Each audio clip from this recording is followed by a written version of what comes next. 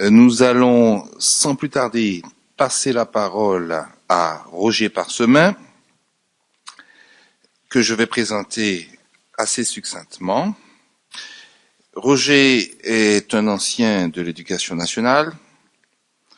Il était enseignant de lettres, histoire et géographie. Également écrivain, il a publié des recueils de poèmes, des pièces de théâtre, des récits et des nouvelles, dont Le Soleil d'ombre, Total, L'absence du destin, il chantait des boléros. Il s'intéresse aussi à la généalogie.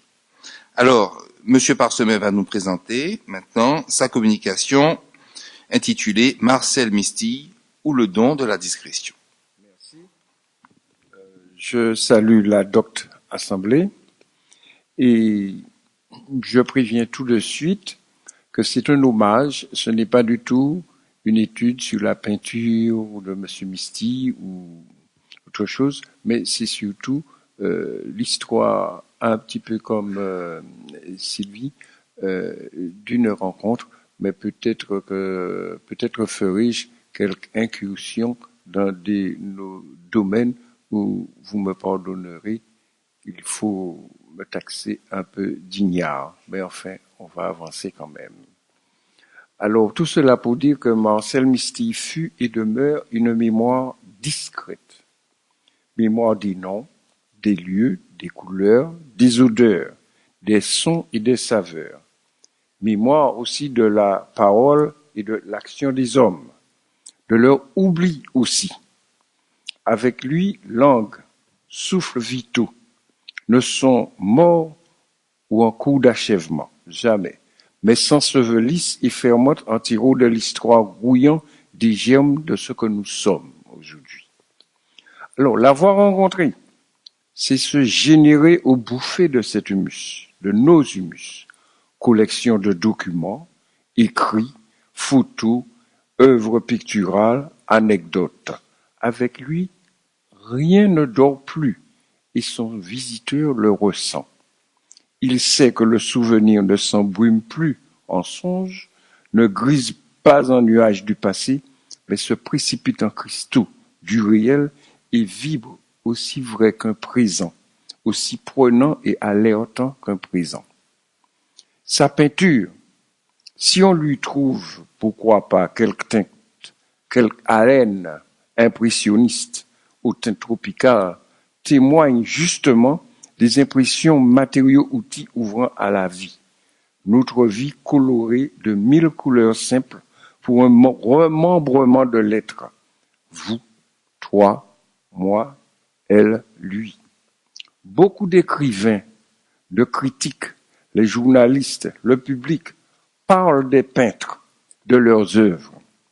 Mais les peintres parlent-ils de tous ces gens? À tous ces gens.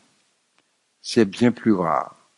Pourtant, Marcel Mistille, historien, musicologue, collectionneur de vie et d'anecdotes, ce sont les gens. Mais que leur dit le peintre? Quelle est la voix de sa peinture? De cela, nous retenons que la causerie de Marcel Mistille ne fut jamais jactante, boursouflée d'un contentement de soi ou pailletée pour l'adhésion de la foule. Marcel Mistille s'adresse à nous avec le don convaincant de la discrétion. Cela dit, notre hommage ne sera pas un listing d'actes, de mots retenus, d'œuvres d'art, le tout établi de manière plus ou moins chronologique. Nous tâcherons de présenter un être tel que actes, mots retenus, œuvres, l'ont reconstruit, remembré dans notre entendement. Entendement sûrement très personnel. Mais l'affection n'a pas rusé avec elle-même pour affirmer combien cet être demeure un exemple, soit une existence, osons le dire, éducante. On ne peut tronçonner la personnalité active et singulièrement créative de Marcel Mistille si l'on tient à cerner au mieux ce qu'il fut, ce qu'il ne cesse d'être à travers son legs d'outils, de sensibilité et de courage tout simple pour au moins apercevoir cette dignité dans l'humaine condition. Soit donc un être dans la réalité du pays, de l'époque, d'enfance puis d'adolescence et en fin d'âge adulte, au total de ses facultés sensorielles, vision, écoute, olfactif, goût, toucher.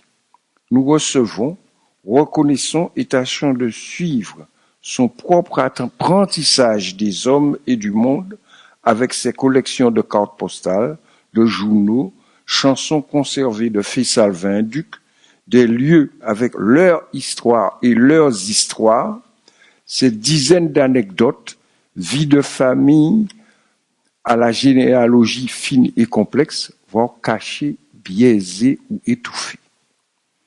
Soit un zizitatisme pas du tout ostentatoire, mais positif, patient, curieux et qui nous offre avec un bonheur gustatif et profit l'envers des ragots ou rumeurs hostiles, donc de mensonges et ruses de la jungle sociale à déjouer. Et c'est sans fracas que nous apprenons, que nous comprenons, que nous aimons rétablir, éduquer et ceci sans géométrique redingote de maître d'école.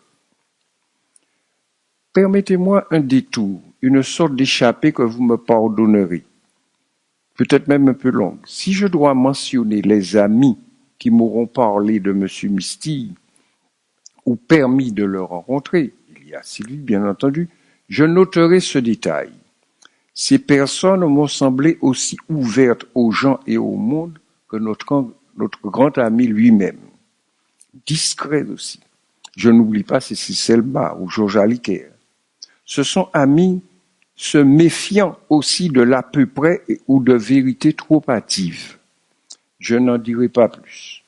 Mais j'aime à évoquer un ami proche par la profession avec M. Misty et de 7 ans son aîné. Ce sera peut-être un peu long.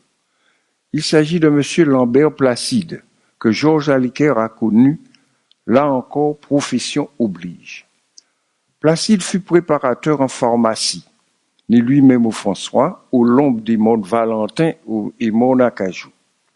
Il fonda avec d'autres le Club des aînés du François en 84, aussi la change. Il était impossible, l'ami Placide, un homme impossible, lors des excursions ou visites dans n'importe quel point de l'île, de Sainte-Anne à Grand-Rivière, bourg ou quartier. Il fallait sans cesse l'attendre, revenir le dénicher dans telle ou telle maison, tant il était connu et connaissait du monde. Sans cesse arrêté et sollicité. C'est qu'il avait travaillé dans les années 30 dans plusieurs communes, puis plus tard en hôpital, au Sana du Corbet, puis au service de la DAS à Fort-de-France, toujours rendant service, renseignant les uns et les autres, venus de loin pour leur démarche. Il assurait des injections, piqûres gratuitement. On le retrouve aux premières tentatives de conseil de parents d'élèves, ici ou là, avant même les lois Fouché de 1968. Cofondateur du Renouveau du Corbet, ardent mais tolérant socialiste au temps de la Gosilière, laïque sans faille, bien qu'étant tranquille pratiquant catholique. Chez lui, ceci n'ayant jamais gêné cela. Il rend service à la paroisse du Corridon. Il m'a laissé des dizaines d'anecdotes, dont la scène de l'égorgette de Charles Zizine renversant un adversaire politique dans le bassin de la Grande Fontaine au centre du bourg du François. Charles Zizine, fils de cette commune qui devait trouver la mort peu après à Ducos avec des étages. Monsieur Placide me répétait souvent, tu vois, je vais vers les gens. Et aussi, surtout, Misty, Monsieur Misty, faudrait connaître Bouktala. Ah, Misty, faudrait m'emmener ouais, il a Kaili. C'est un homme formidable. Moi, pas qu'à parler au dit. Faudrait nous prendre un jour pour nous aller là. J'évalue à peine aujourd'hui l'étendue de ce cadeau qu'il m'offrit. Lambert Placide, un homme comme Lambert Placide, à ses mannes, j'en suis reconnaissant. Car vous vous doutez bien ces visites, trop peu nombreuses, 2 ou 3, pas plus. Mais quelle intensité, à la fois pleine et tranquille, toute la fertile discrétion, l'enthousiasme spirituel d'un homme dont la voix, un peu mâchouillante, toute trébuchante d'une passion tranquille, gustative, disait ce qu'il fallait dire, avec l'allure un peu fourmi avenante de l'homme. Cette voix rassurait et encourageait mon intérêt. Monsieur Placide, infatigable causeur, mais homme d'une convivialité subtile, se retenait ce jour-là, lors de la première visite. Il laissait le champ à son ami et à ma curiosité attentive, à mes surprises aussi. J'eus le privilège de la caverne au trésor du collectionneur, les documents rangés au cordeau pour un éclectisme engageant. Ce rangement méticuleux me parut une révérence au passé, à la réalité, à la vérité de ce pays. Martinique. Classeurs et dossiers se prenaient sans hésitation aux mains de notre hôte. Il feuilletait les documents, on expliquait, en accrochant une anecdote. Il savait, en toute classe tranquille, modérer son plaisir de nous en montrer et en parler. Un régal. Puis, surprise, les tableaux, la peinture. Je ne le savais pas. Cela lui était aussi naturel d'en causer comme de nous présenter un ou deux arbres du petit jardin. À la fin de notre visite, Monsieur Placide, mon épouse et moi-même, il nous assure que nous reviendra un de ces tableaux, avant que Basile ne s'occupe de lui et ne l'enlève de ce monde. Une autre surprise sera pour la seconde visite. Sur des étagères, une volée de CD et de vinyles allant du 33 tours aux anciens 45 tours ou même des 78. Mozart, Ravel, Chopin, Schubert, les grands du jazz, la musique des Antilles, copies et chansons de Fils Alvin, Duc et d'autres. Nous rencontrons le musicologue, toujours discrètement actif, enthousiaste, heureux de montrer sans ostentation. Puis des mois après, il me téléphona plusieurs fois. Une attaque l'avait diminué et il marchait avec peine. Il exhortait notre couple à venir prendre ce tableau. Il fallait, une fois de plus, devancer Basile avant que ce funèbre visiteur ne l'emmène. Il était vraiment spirituel. Le tableau se fixa dans notre séjour au François. Je le regardais souvent avec attention. Je le considérais comme une confiance. Ce plaisir de Marcel Misty à l'offrir en est une manifestation. Non pas le convenu plaisir d'offrir, mais une confiance qui me dépassait. Car c'était la confiance en la force et la possibilité du naturel, d'une générosité de la nature que seul l'art peut révéler et nourrir en l'être humain, lui rendant quelque optimisme. L'art n'était pas une fantaisie constructive, mais l'intelligence poétique au service rendu à nature, à l'être rendu à lui-même. Je ne m'aventurerai pas dans une analyse critique, dans une tâtonnante lecture de l'œuvre. En ces domaines, je suis d'une hagarde ignorance. Cela ne m'empêchait pas d'entreprendre une sorte de conversation avec Marcel Misty à travers le tableau. Et, chose peut-être surprenante, une conversation questionnante avec moi-même, soi-même, et à propos de moi-même. L'appel de M. Marie-Louise, ici présent, rebougea tout. Je m'en ouvris à une amie plasticienne et professeure d'art plastique, Valérie John. Elle me parla d'une veine impressionniste visible. Par exemple, le tableau Pointe Canicule. Ah là là, le tableau. Peu ou pas de personnages comme beaucoup d'autres chez M. Misty. Il s'ouvre, ce tableau, comme une robe sur ce qui le fend, c'est-à-dire sur la force d'impact de l'impression chez Marcel Misty.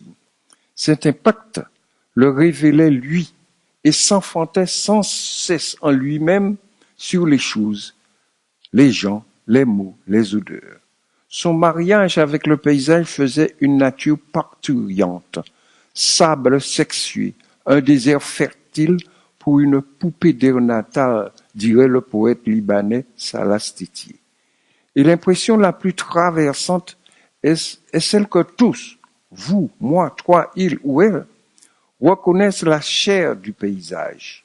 Oui, l'être humain ressent là comme sa propre chair traversée par des fissures profondes qui lui donnent naissance et renaissance, plongée dans l'abîme et émergence jusqu'à l'ère natale, à chaque aube, à chaque seconde, à chaque nouveau souffle.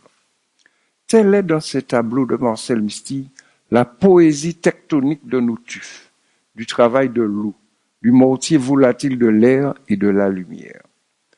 Nous y explorons, affamés d'absolu, au cours d'un constant exil ou errance qu'on appelle vie, chez et dans l'espèce humaine où travail, écriture, obsession du temps et fulgurance d'espoir. Césaire ne disait-il pas, dans un de ses discours des années 60 lors de la visite d'un ministre gaulliste, je ne sais plus s'il s'agissait de M. Biot, l'homme étant un animal espérant. Le profane en la matière que je suis a tout de même retenu quelques mots et formules glanés ici ou là. Par exemple, la remarque de Valéry quant à la touche impressionniste. Ailleurs, le fait que les peintres de passage fixés ici par la guerre aient influé sur de jeunes artistes, les textes de Suzanne Césaire dans Tropique eussent alerté sur nos propres ressources et présences au monde, ont éclairé le mérite pionnier sur la piste de nous-mêmes et de l'atelier 45, et finalement les singulières volontés et pulsions de nos trois artistes. Aussi, devant les tableaux de M. Marcel Mystille, je me posais la question de la mémoire de nous-mêmes face à nos paysages, notre géologie, notre air, nos vents, notre lumière. Mais aussi, en quoi la peinture, chez cet homme discret, nous en dit beaucoup sur son goût pour l'histoire, notre musique et la musique en général, et tout ce qui nous a fait et nous fait encore. Car ici, la peinture rend lisible notre propre mémoire. Quelle mémoire? Celle de l'enfance de l'être, l'enfance conjuguée du monde et de soi-même. Et sûrement, avec cette peinture, sommes-nous dans l'avant-monde. Entendons-nous bien. Monde, cela veut dire présence et action de l'homme. Donc, nous en sommes à un seuil. Nous sommes dans le lieu prêt, paré pour notre venue, au seuil de l'histoire du monde, de l'histoire de l'être. Le tableau ne nous convoque pas à une remontée vers l'Éden, pas du tout, mais lieu où, avec le peintre, la peinture est une seconde vue. Là, l'homme ou la femme, l'être, reprennent leur souffle. Là où les dieux les ont abandonnés, là, au sortir expulsant de l'Éden, au bord du vide. Soit par exemple le tableau Ansa Zéro, celui que nous avons à la maison. Ansa Zéro, Cap Macré, Pointe Canicule, toponymie humaine bien entendu, sous la palette de Marcel Mystille, et qui sont pleins de bruits fossiles, de souffles fossiles ou fulgures, dans la lumière de nos parallèles géographiques de la Caraïbe, des réalités fossiles, non figées comme ceux des ossements, dans une roche sans foi millénaire, mais là, dans des lieux privilégiés, aussi sacrés que des temples, ou des territoires sacrés, inviolés, comme dans certaines mythologies amérindiennes, où les Comanches, Sioux ou Apaches remettaient leurs morts à la totale mère nature. Nous nommons ces lieux aujourd'hui, ces lieux dans nos paysages que notre peintre a saisis, ces lieux allumeurs d'impressions qui se tressent derrière et après sa rétine. Nous les connaissons sans doute, et pour le titre de ces tableaux, Marcel Mystille a utilisé les toponymes courants, Ansa Zéro, Cap Macré, Pointe Canicule, Anse du Four. Tableau Anse du Four. Nous percevons trois toitures rouges comme trois gouttes de sang presque incongrues. Ou encore le tableau Barque au repos. Au repos, oui, en ce coin de mer feuillé de mangliers. Toute cette longe du canot dont la proue pointe vers le haut large de l'océan, ou d'ailleurs, que nous ne voyons pas, nous, encore trop enfoncés dans la mangrove informe.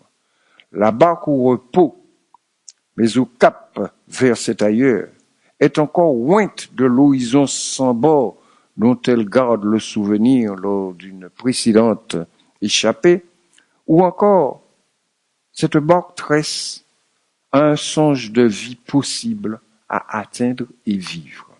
Qui sait? Peut-être les deux composantes mêlées en la même mythologie de la lumière, si chère aux impressionnistes. Mais ne nous emballons pas. L'artiste, comme l'écrivait Cézanne, n'est qu'un réceptacle de sensations, un cerveau, un appareil enregistreur. Marcel Misty reçoit et nous rend une rhapsodie de couleurs.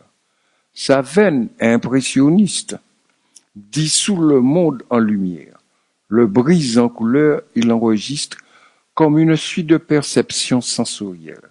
Dès lors, oserons-nous ajouter à l'affirmation de M. Cézanne que frémissent d'éclosion des mondes nouveaux. Un tableau sans titre, peut-être une veine un peu Van Gogh, car bien sûr, les impressionnistes comme Cézanne, à leur époque, en leur réalité, signalent et stigmatisent la fragmentation et la déshumanisation du monde entre ces 1871 et 1914 de l'Europe. Avec Marcel Misty, nous sommes par contre dans une rencontre, osons le dire, affectueuse avec le pays. Affectueuse. Ne croyez pas à une vision folklorique, voire doudouiste. C'est tout le contraire. Je l'avais déjà signalé en 97, lorsque je notais combien parlait le paysage de Marcel Misty. Une parole qui vibre de plus loin, comme je l'ai vu tout à l'heure, que nos âges d'hommes, soit encore au seuil d'un Éden que nous aurions quitté. S'il a su utiliser les outils de telle ou telle école, son regard neuf étincelle hors des écoles. La scie ou le rabot européen, ici, n'a pas mordu dans le chêne ou le peuplier, mais dans le cou-baril, l'acajou, et la senteur avec la sciure elle-même, les nuances du meuble explosent de toute leur authenticité. Ici, la mer est houle de tessons solaires, et le vent est une salive salée dans la frénésie des vagues. Leur rumeur est appel d'un nous-mêmes vers un autre nous-mêmes, appel plein d'affection et de promesses. Leur rumeur que le tableau révèle est appel à ses enfants errants et oublieux peut-être. Oui, appel de notre mère nature, notre vérité au monde. Elle donne tout simplement de la voix, notre mère nature. À travers la rhapsodie de lumière et couleurs, elle hausse le ton. L'entendrons-nous? C'est bien dans le sens de l'atelier 45. Et cette œuvre nous ouvre, lorsque nous approchons Marcel Misty, à toute sa sensibilité prête à l'accueil, disponible à l'accueil.